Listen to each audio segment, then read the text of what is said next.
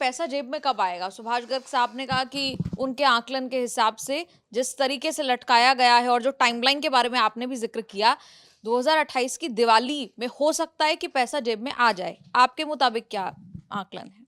अगर जो हम लोग मज़ाहिया तौर पे भले कहते हों, लेकिन सरकार अगर अपने हिसाब से इसको करती है, तो हो सकता है कि लोकसभा के चुनाव से कुछ पहले आवे। अच्छा, आप और डिले बता रहे हैं। अब अगर वो हुँ, आकलन है तो, हुँ। लेकिन हम तो पूरी कोशिश करेंगे कि भाई पे कमीशन 18 महीने के लिए उन्होंने बैठाया है। हम तो चेयरपर्सन से पे कमीशन की रिक्वेस्ट करेंगे कि यार ये इतना ज़्यादा टाइम लगाने की क्या ज़रूरत है। आप साल भर के अंदर इसको वाइंड अप करिए, रिपोर्ट दे दीजिए सरकार को और फिर सरकार को कहिए कि इसको लागू करें। और फिर वो लागू करने के बाद नहीं करेंगे तो सरकार से हम ही लोग फिर कोशिश करेंगे कि ये इस रिपोर्ट को जल्दी जल्दी लागू किया जाए। भाई देखिए, जो जिस तारीख से पे कमीशन लागू होना है 1 जनवरी 2026 से, तो वो और उसका एरियर तो उनको पहले ही देना पड़ेगा। रह गया सवाल एरियर्स का, उस पर बैठ कर के फैसला कर सकते हैं स्टाफ साइड के साथ। स्टाफ साइट की एक मीटिंग भी है, बैठक भी है, इंटरनल बैठक है आपकी 15 नवंबर को। क्या होने वाला है उस बैठक में? क्या मंथन होने वाला है? यही मंथन होने वाला है, चूँकि लोग बहुत परेशान हैं इन टर्म्स एंड रेफरेंस को लेकर के।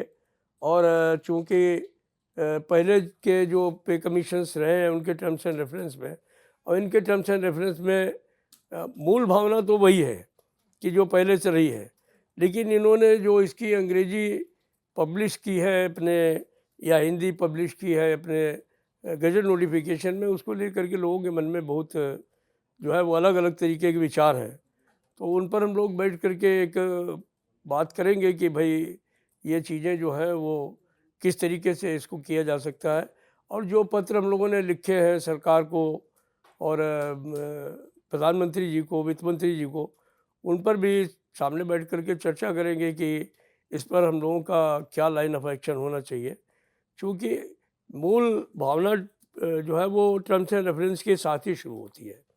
हालांकि ये ज़रूरी नहीं है कि सारी चीज़ें जो पे कमीशन से डिस्कस हों वो टर्म्स एंड रेफरेंस के अंदर ही हों।